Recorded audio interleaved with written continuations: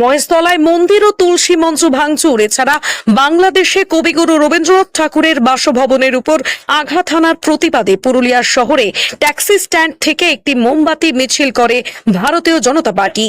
এই মিছিল পুরুলিয়া শহরের চক বাজার হয়ে পুরুলিয়া স্টেশনে শেষ হয়। উপস্থিত ছিলেন বিজেপির নেতা নেত্রী এবং কর্মী সমর্থকেরা।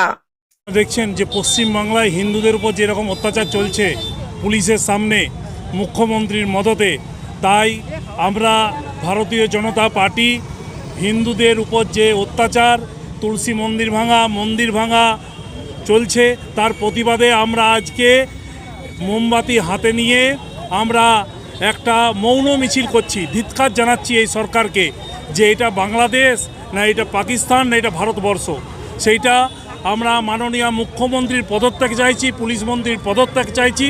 আজ আমরা রাজপথে নেমেছি। হিন্দুদিগকে রক্ষা আমাদের করতে হবে। হিন্দুদের উপর জবার অত্যাচার আক্রমণ হবে পুলিশের মদতে, মমতা বন্দ্যোপাধ্যায়ের মদতে।